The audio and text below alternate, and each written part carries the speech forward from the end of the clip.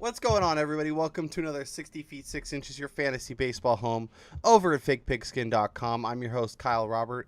You can follow me on Twitter at NotoriousKRO. And with me today from across the pond is Ben Rolfe. What's up, Ben?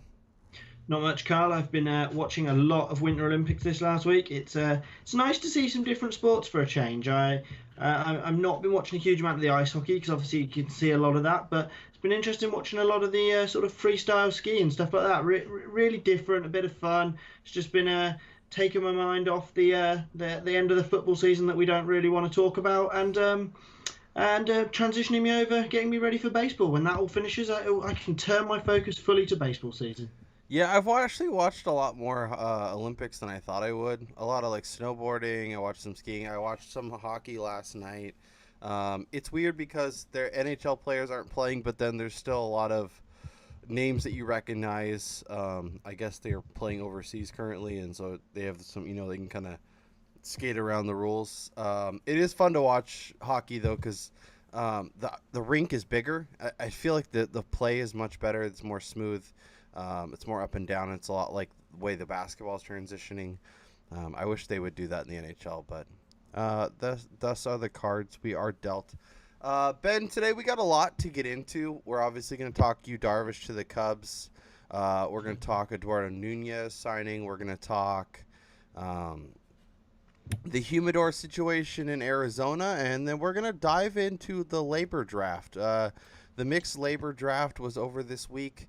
And, I think there's a lot to kind of jump into. There's a lot to discuss about kind of where players are going, some of the names that went a little bit higher than you thought, some of the names that went a lot lower than you thought. And it's a good jumping off point to kind of get an idea of where, of what drafts are going to look like for us coming over the next couple months. But before we do that, let's jump into the Yu Darvish situation. As you all know, Yu Darvish has signed with the Chicago Cubs. Ben, I guess when you saw this signing, what was kind of your initial reaction?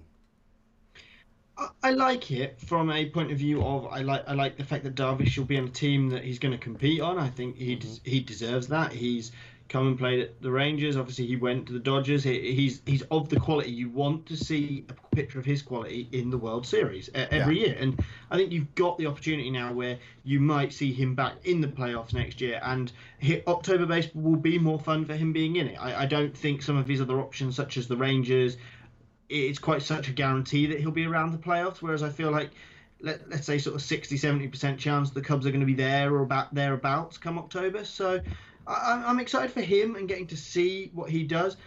My only trouble is it's not the biggest ballpark in the world. I'd like to see him go from a fantasy perspective somewhere that offered him a little bit more protection, and it does limit his upside a little bit. Yeah, from a real baseball perspective, I think it's a great move for the Cubs. I mean, if you're going to spend money on a starter, I'd much rather do it on Yu Darvish than Jake Arrieta. I think these are two pitchers kind of trending in opposite directions. So, in terms of that, I think it's great. I think for Darvish and our as fantasy owners, I think it's going to be awesome. I think he is the ace. You think he's the ace there? Probably now he is, yeah. But Yeah. I don't know. Fantasy wise, I'm not a huge believer of him being the ace makes him any more valuable to us. No, no, and I was just because with Lester there, I mean that staff kind of in general is really interesting, and I could easily see the Cubs back in the World Series, and maybe the Astros will be there. But in terms of fantasy, I love Darvish. I think his upside is definitely there. I do worry, especially on some of those days when it's a little more windy, that some of those fly balls carry, and now he's giving up a few more home runs. Um, I'm looking at Fangraphs, and his homers per nine are they went up a lot last year, but I think that was kind of him coming back from the injuries and finally able to I mean he went from basically 100 innings in 2016 to almost 200, almost doubled that between the regular season and the playoffs. So there's he kind of fell apart towards the end, but I don't know if that's really who he is. I think that's just a product of coming back and throwing so many more innings. But the home run per nine is around 1.15, 1.2, which I guess if you throw in the the kind of the park switch, that feels pretty fair. But I still think this is a guy who can get you a 20 plus wins. I think he can get you, 10, 11 strikeouts per nine, and be a really solid pitcher. I guess just the question is the ERA. Is he going to be that guy that's like more mid threes, or do you think he could get closer to, very high twos, low threes? I think it's going to be in the range of that, somewhere split in the middle, kind of in that 3.3, 3.4 range is what my projections have spat out, which would be fine. Obviously, then, if that's the middle point, a little bit of fluctuation either side isn't going to damage you one way, it isn't going to be amazing for you the other way. I don't see him being a guy who's going to be sort of like Rich Hill kind of levels of ERAs, like very, very sort of low threes, high twos, that kind of thing. I don't see him quite doing that. What was interesting was how high his home run to fly ball rate was last year at 15.1% across the year. That's the highest of his career in terms of the major leagues. And I think I see that coming back down. His kind of career average is closer to 12. So I think we will see some coming back to earth from last year. He's obviously going to have a good defense behind him last year, and his ERA and FIP have always been kind of close. But last year his FIP jumped from 3.09 up to 3.83. So that kind of builds in a lot of that ERA growth that we saw last year. So hopefully with Baez and those guys behind him, we'll see that FIP come down. We'll see him getting more help on balls in play.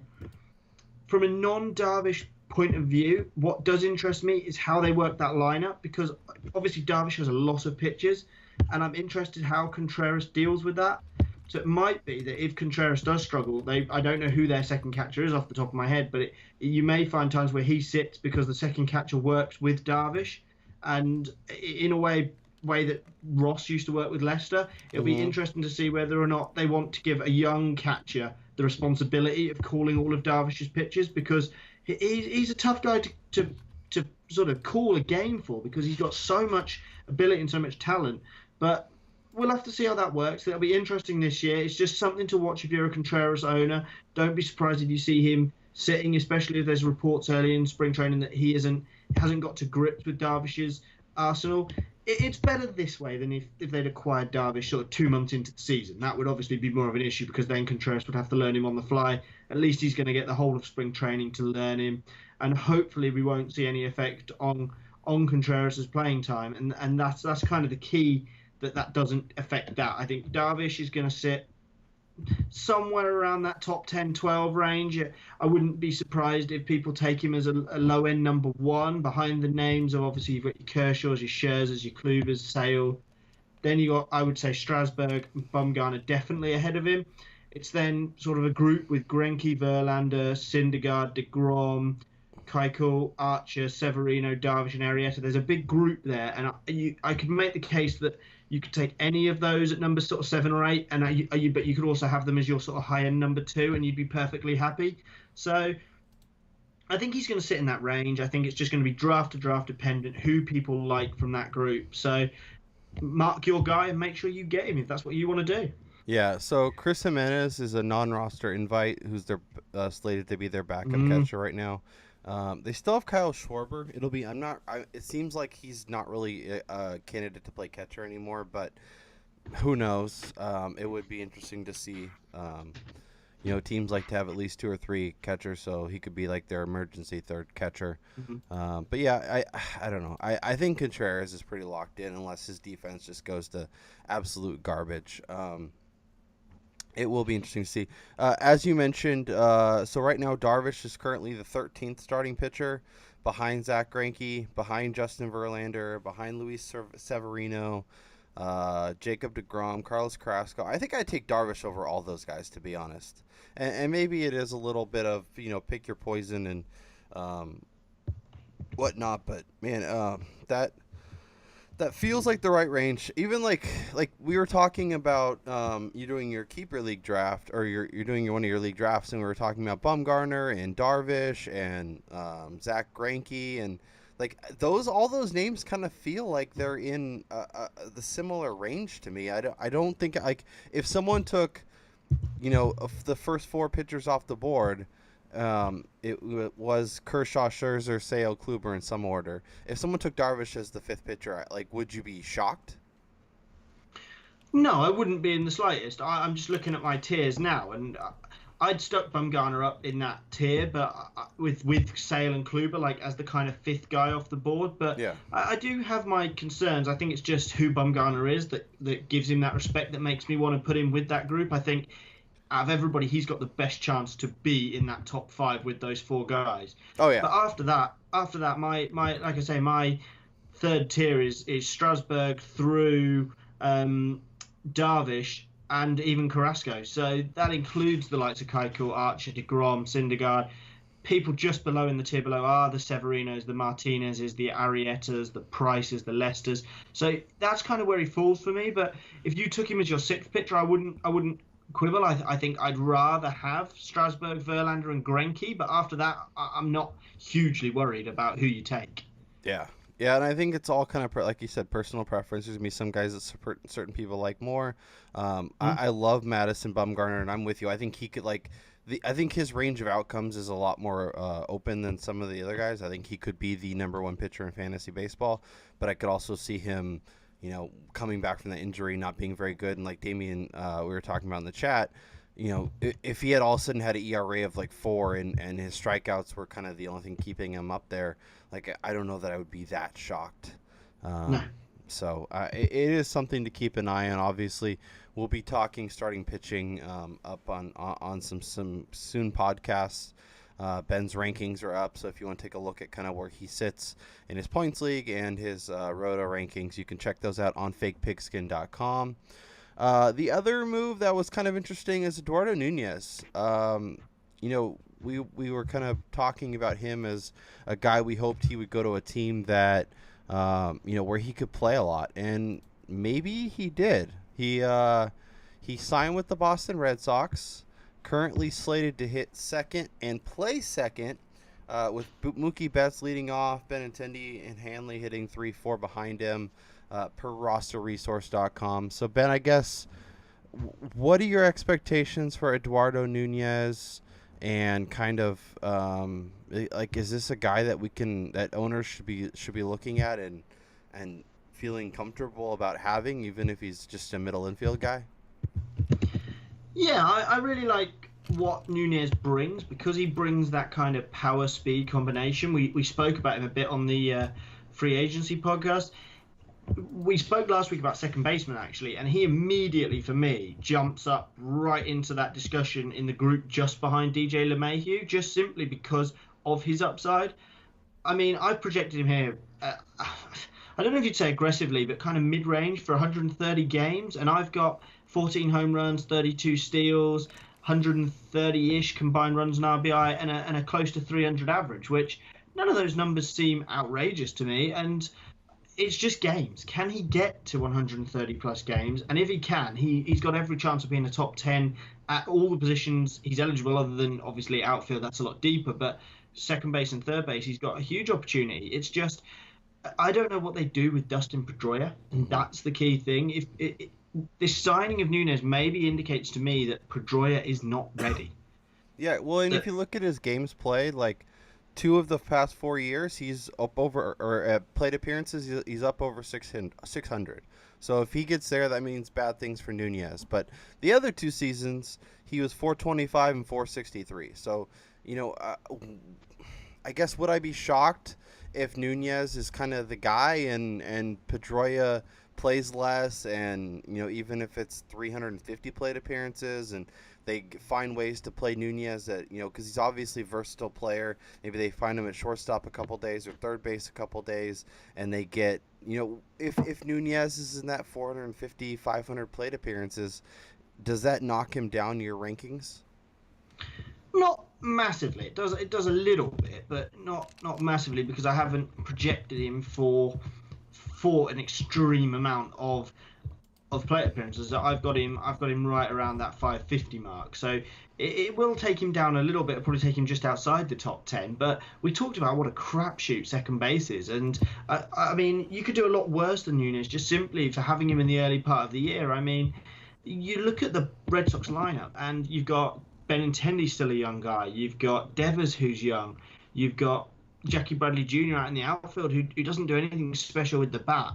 And yeah, he's good defensively, but if he's hitting badly and Nunez is hitting well when Pedroia comes back, you might see them sort of not make a switch, but make a bit of a platoon situation there where Nunez plays out there against lefties and then fills in other spots on the infield. Like if Devers struggles, he can move to third base.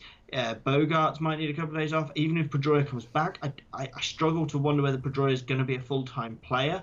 Yeah. And the mess at first base at the moment might just end up with a situation where Nunez plays on the day when Mitch Moreland doesn't, kind of thing. So you might find that when they choose between him or Bryce Brents, they want to stick Nunez out there. It's going to be interesting. I definitely think Nunez is worth drafting, and I think he's worth a gamble just because we talked about just how deep second base is with very similar-ish talent. Yeah. I think Nunez is a guy that has the ability to stand out if he gets the playing time. So I would take the gamble on Nunez and just hope that I can pick up somebody from that meh kind of group late in the draft or in free agency.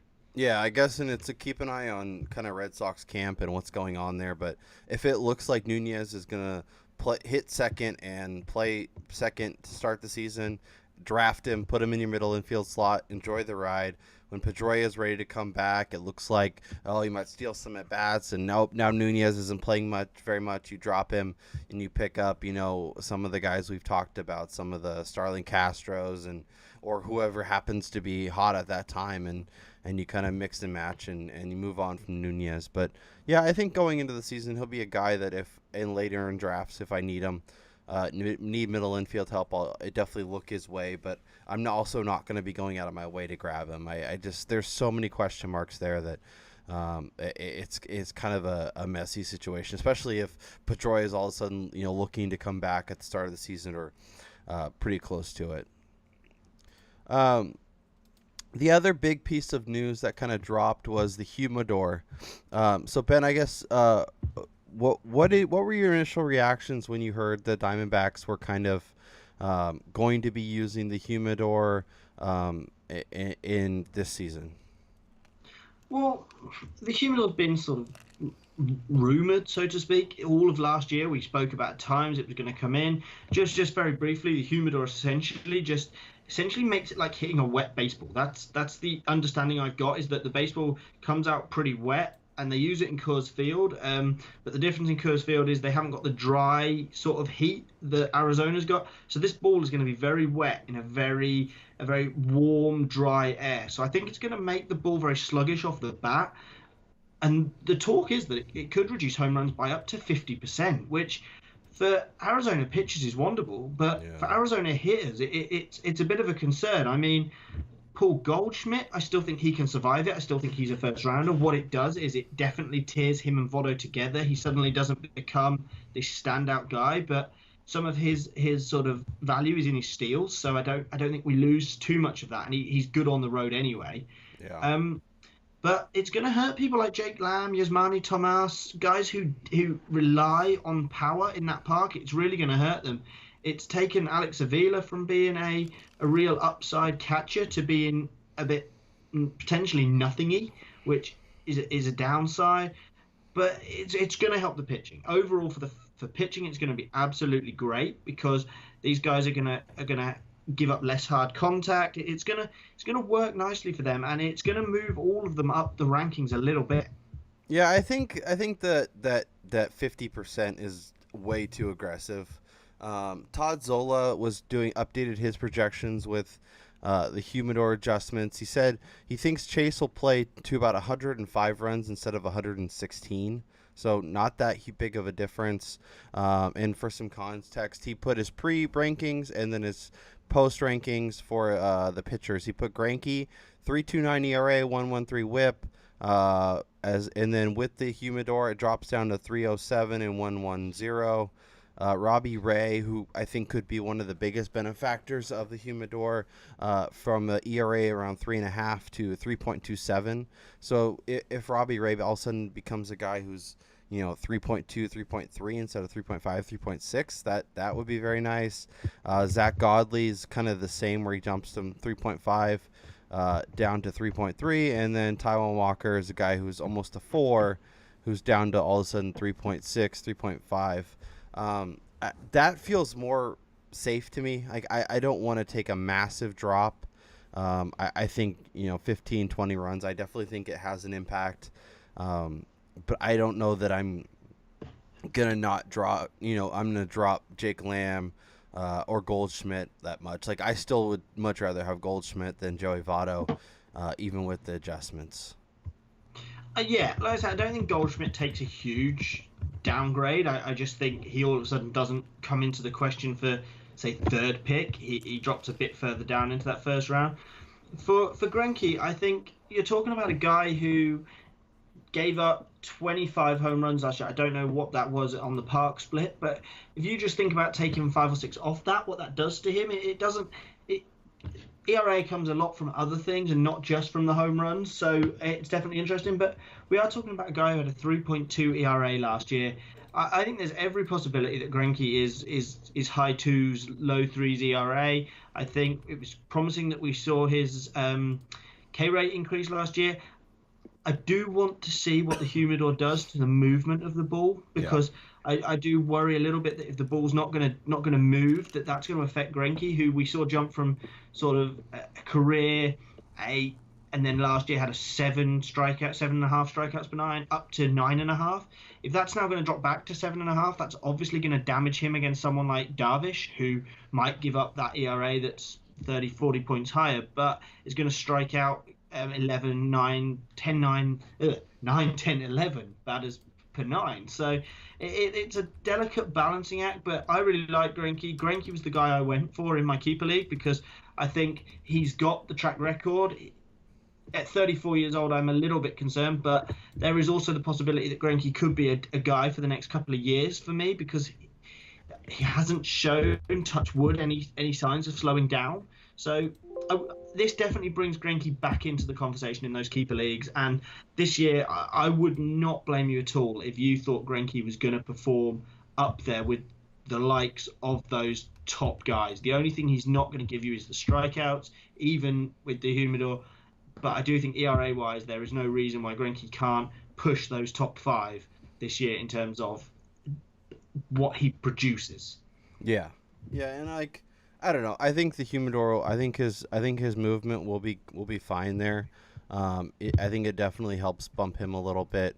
I think Robbie Ray. I think this could help him a lot in avoiding the big home run numbers. Zach Godley, Taijuan Walker, Patrick Korbin. Are any of these guys that you're more interested in now? Well, the problem I have with him is that I feel like he's already being drafted at a level where I don't actually feel like the humidor can take him any higher, because he's sort of consensusly around a 20th overall pitch off the board, if not higher.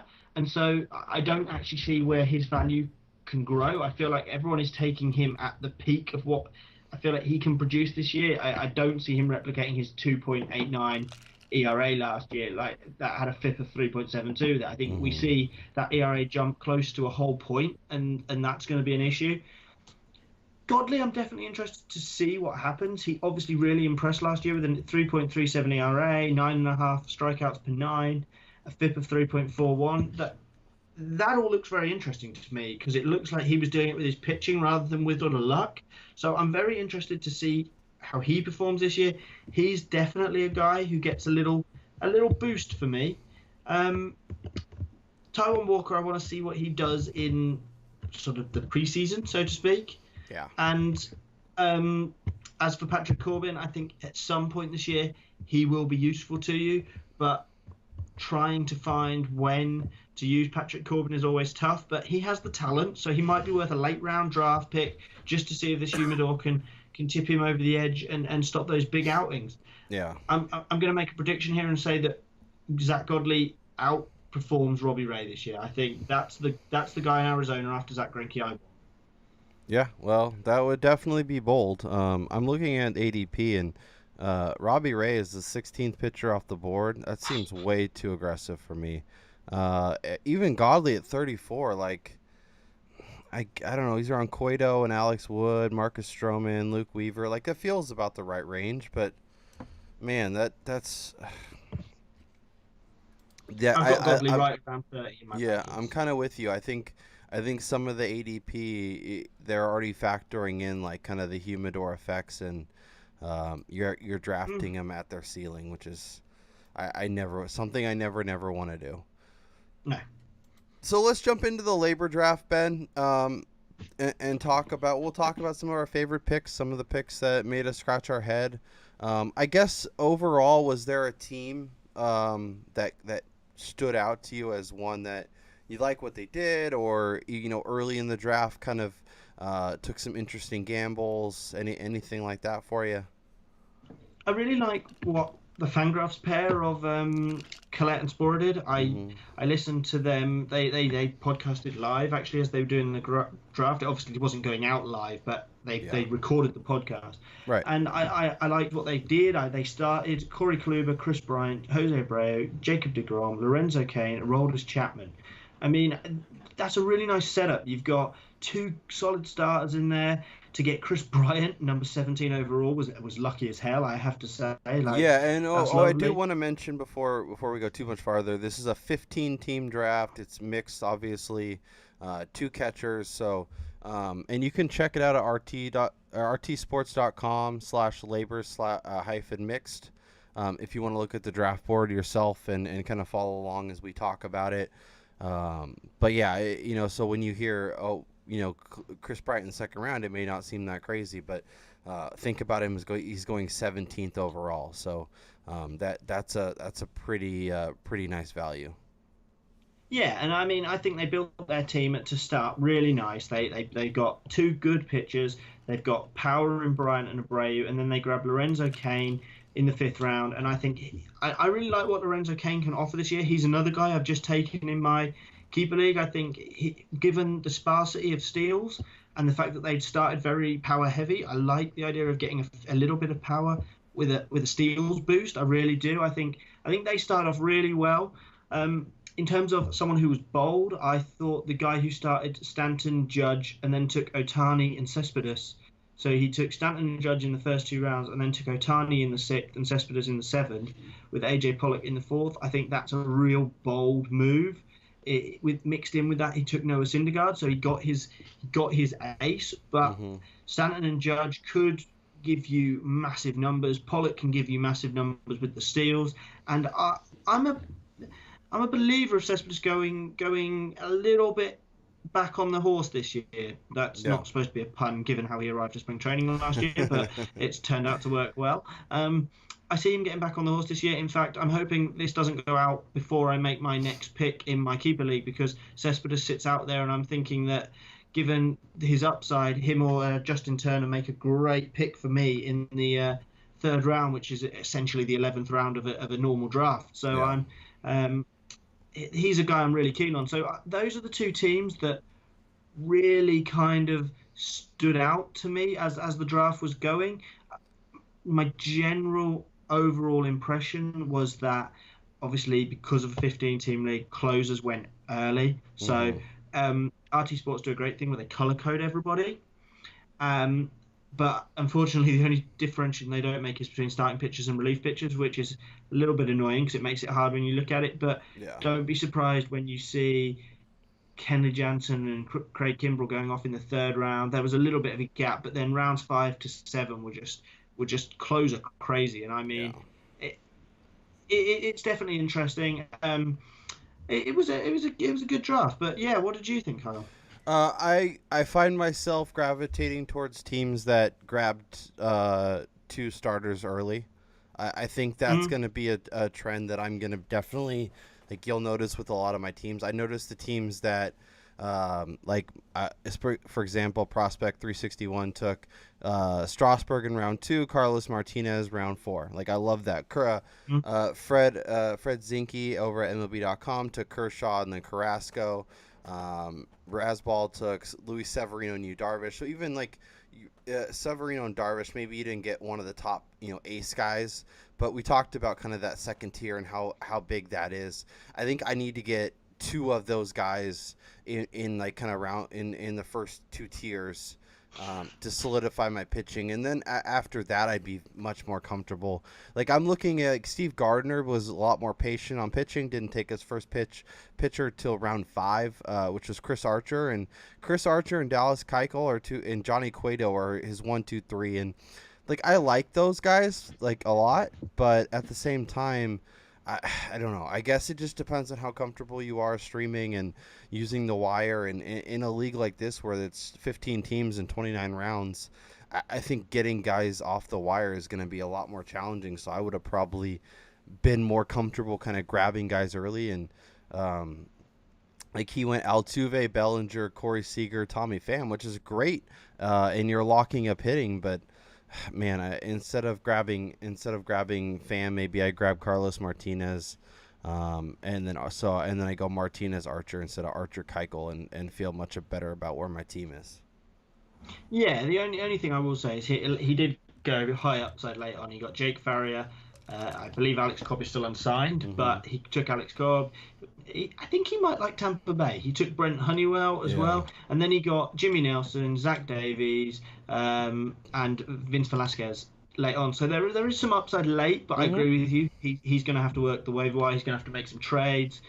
I like a lot of the teams that went two starters in the first 4 rounds. And when you look at the draft, what you'll see is that a lot of teams either went too early and then heavy late. So when you actually scroll down to the bottom of the draft board, it's very yellow. It goes from being very multicolored at the top to being very yellow at the bottom. A lot of teams loaded up late.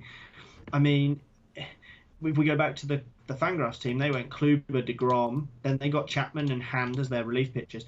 But then they didn't take another starting pitcher till round 12. And then they went Garrett Richards, Dylan Bundy, Michael Walker, German Marquez, Chad Kuhl, and Jose De Leon and Colin McHugh. So the kind of general theme was go early with 2 and then wait, or go hard in the middle. So a contrast of that was the next guys, the last guys, Scout Fantasy, Dr. Rodo. He went Paxton and Berrios in rounds 5 and 6, and then he went Weaver, Price, and Familia and Bradley in like rounds 9 through 12. So he sort of was a bit slower on his pitching, and then he went kind of crazy.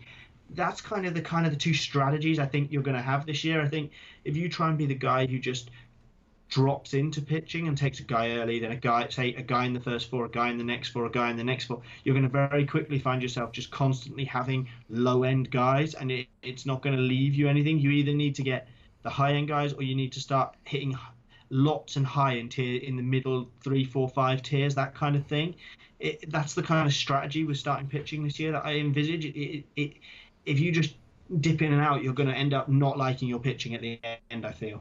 Yeah, and I do like what Scout Fantasy did, because Paxton, Berrios, Weaver, and Price, I feel like you can get 2 aces, 2 guys that have like top 15 upside out of those 4. So like you know, for a team that was a little more patient with pitching, I do like that group he put together. You know, with Paxton, you don't know how many innings you're going to get, but when he pitches, they're usually good. Berrios obviously put it together. I love Luke Weaver. I'm a big Luke Weaver guy. And then David Price, we know his upside, and then he's got Familia and Bradley as his closers. So, that's kind of a nice start to your pitching staff. I guess in terms of, let's cut it off. It's anyone taken after round 18, so 19 and later. Was there a pitcher or 2 that you really like, the gamble they took, or you think could have a nice season and really produce this year? I always like a gamble on Felix Hernandez, just in case he kind of has a bounce back.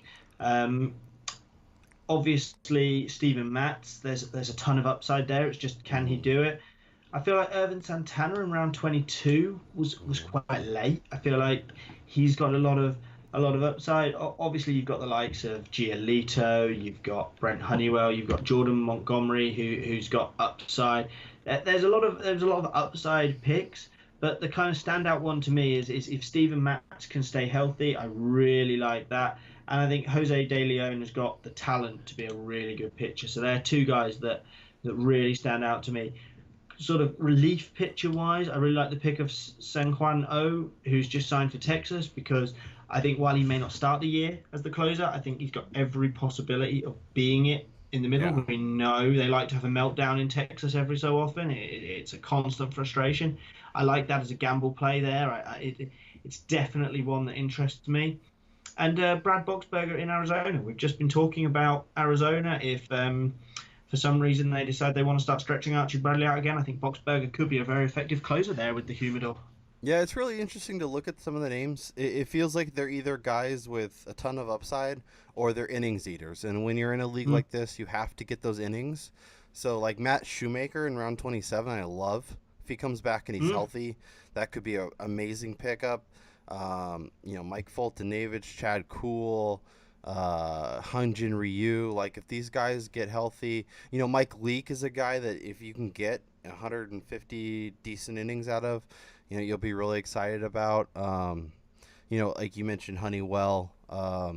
I think that's a name that if he gets in the rotation and is pitching and pitches well, like that could be a thing that helps you, kind of lock up a potential, win.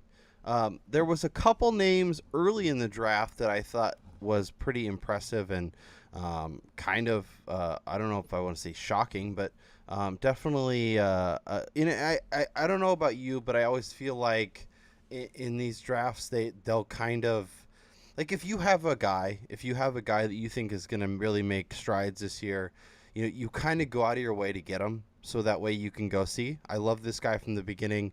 I took him 3 rounds earlier because, that I wanted to make sure they were on my team. And Christian Yelich, 3rd round, what feels a little aggressive. And I know it's 15 teams, so it's really more like the 4th or 5th round where he went. But, did that surprise you seeing him go in that early?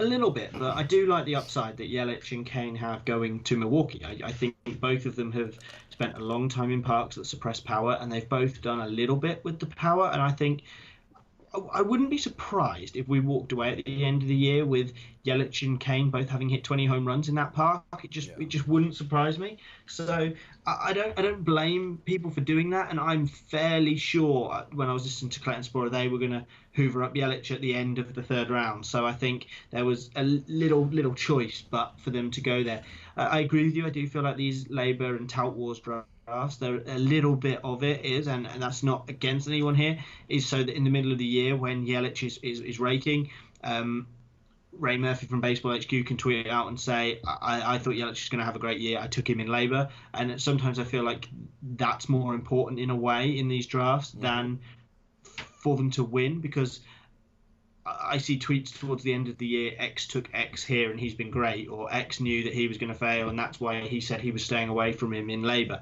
Like, I feel like we see more of that than he won the league kind of thing. Like, I vaguely recall them saying Jake Seeley might have won this league, but I have no idea who took the league. I heard more about who people took last year and what their strategies were rather than who won. And I feel like a little bit with these sort of expert league drafts like LABR, that's what it's about. It's about flexing your opinion and your muscle and showing this is my guy. And I don't blame them in the slightest for that. I think we do that a bit in our podcast leagues because it's nice for us to be able to say to each other in 6 months' time, told you he was going to be great, or I told you should have stayed away from him, he sucked, kind of thing. And sometimes you do find yourself drafting guys maybe a little bit earlier than you should just because you like them and you want them to, because you don't want to be the guy that looks at them and say, I really like Christian Yelich, but I wasn't quite ready to pull the trigger on him at 35 overall. Yeah.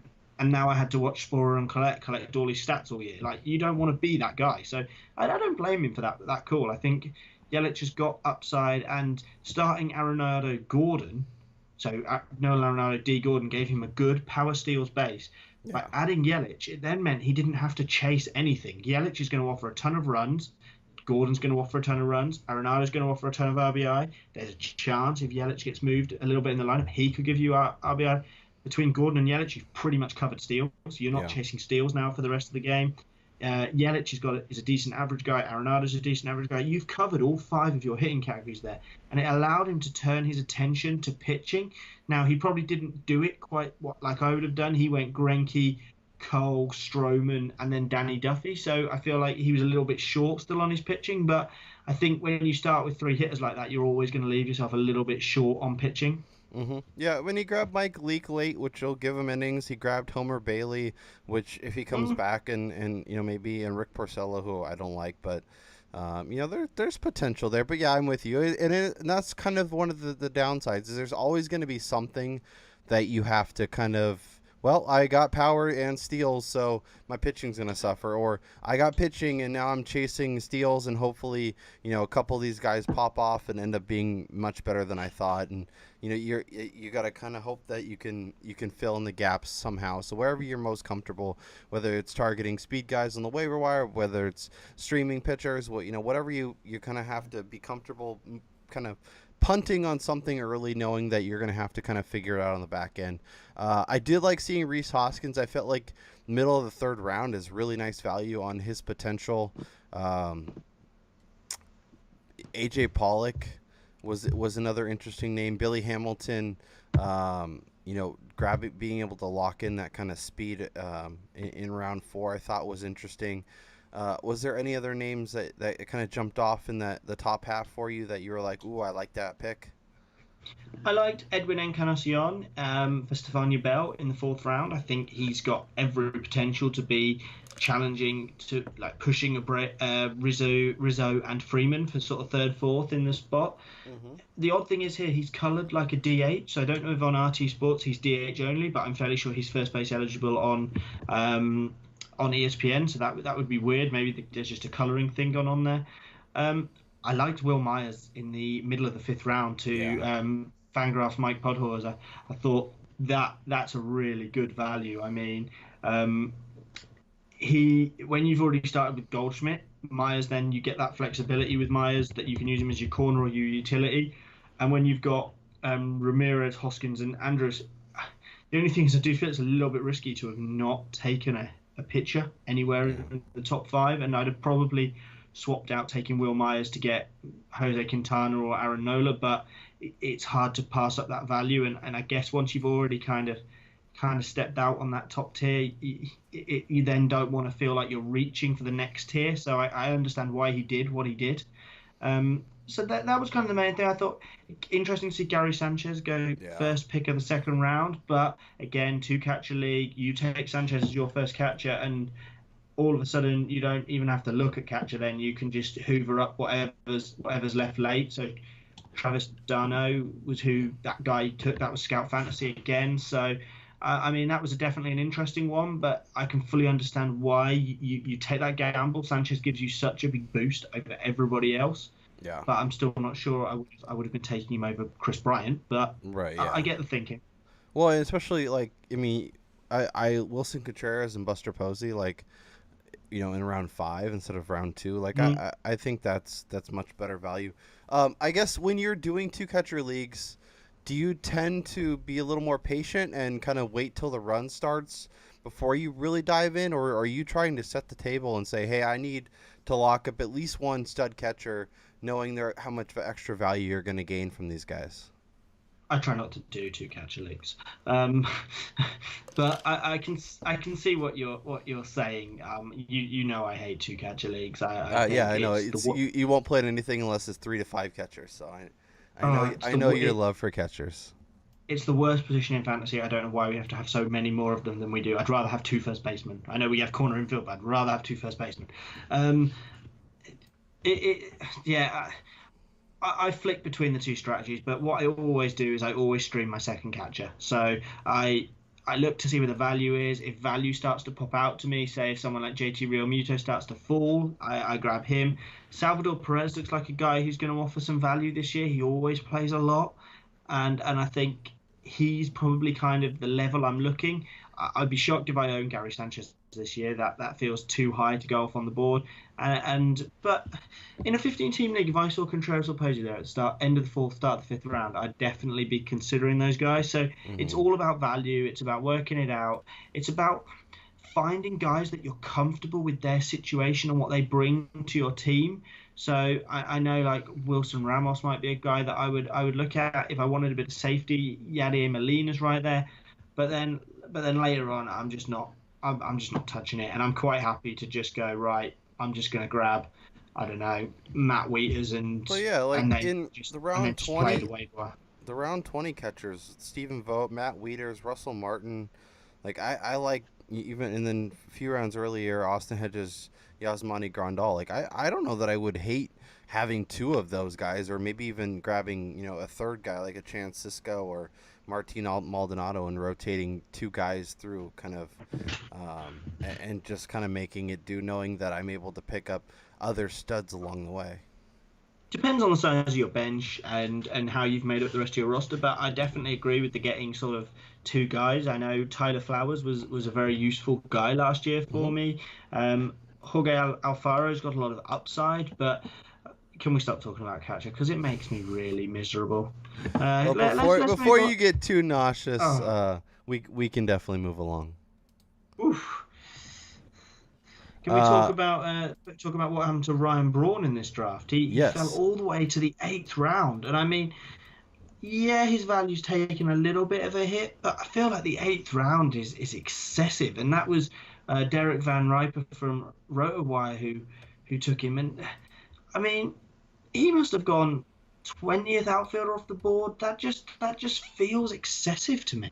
Yeah, it's the case of being an older player who's kind of let people down, and he's not always a sexy name. You're never like, oh, I love Ryan Braun, but it feels like highway robbery at that point of the draft. I'm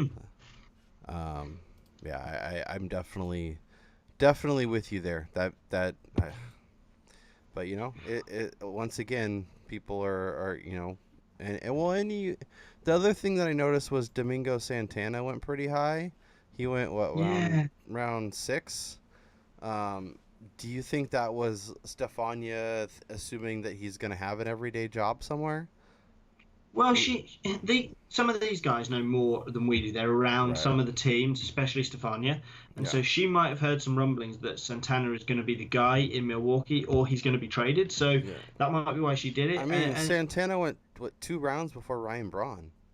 It does seem surprising, and it does make me think that there's something that I'm missing in terms of how people see this making up. But I just feel like Braun is safer than Santana. Santana has more upside at this stage of his career, but that does feel ridiculous for Braun. On the subject of older guys who have kind of let you down, we've already touched on Cespedes, but Miguel Cabrera went after Eric Hosmer and Matt Carpenter at first base. So he went in the 7th round, and he was the 11th, 12th, maybe 13th first baseman off the board.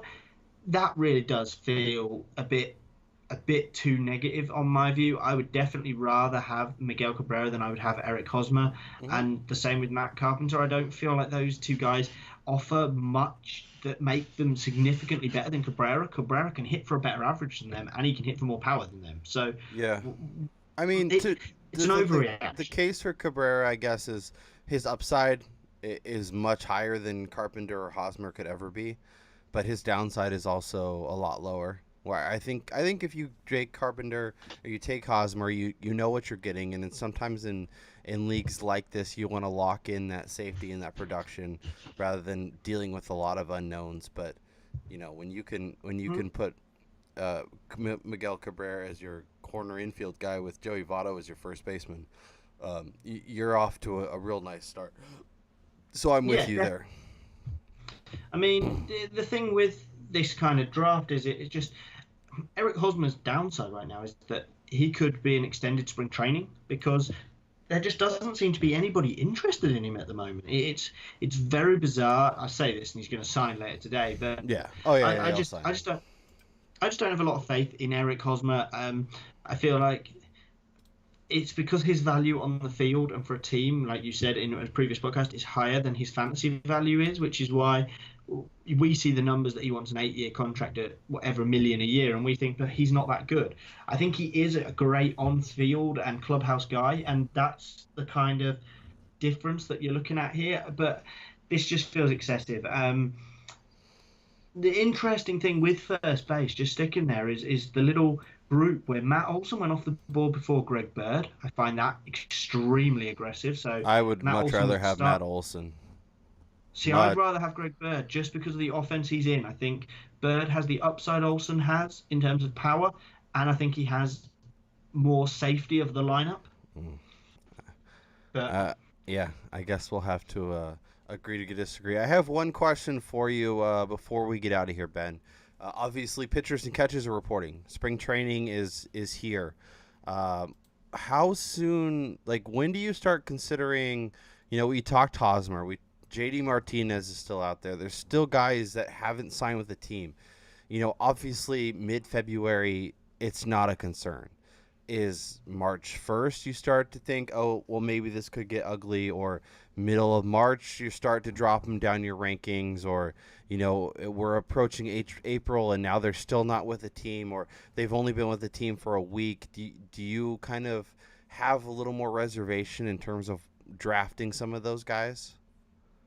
actually, already I'm starting to worry a little bit about the likes of JD Martinez and Eric Hosmer, and I think it's a middle finger to Scott Boras in a way that it seems to be a lot of his guys are sat out there at the moment, and I wonder Well, if teams are just refusing to negotiate with him because he does such a good job for his players. yeah. But it is getting to the stage now where I'm starting to think the guys are starting to report now, and teams are starting to say, right, you're my first baseman to people. And I know it's a brutal sport, but some of these guys now are going to get into camp and lineups are going to start to get set. And what you're going to see is people coming in late and upsetting a team harmony. And that's going to be the problem here is no matter who signs Eric Hosmer, he's now taking somebody's actual job because they are starting this weekend to hit together. Prior to February, it's a hypothetical job. Like Justin Bour, only hypothetically is the first baseman in Miami. Once he starts being in the team dynamic and they start practicing with him at first base, then Eric Hosmer is having to come in and displace somebody, and that's where my concern is starting to grow now. Is just simply that teams aren't going to rush these guys back in. Now, if they do some free agent spring training, I'm sure Boras has got something planned for his free agents. I know there's been a rumor of an all free agent kind of spring training camp.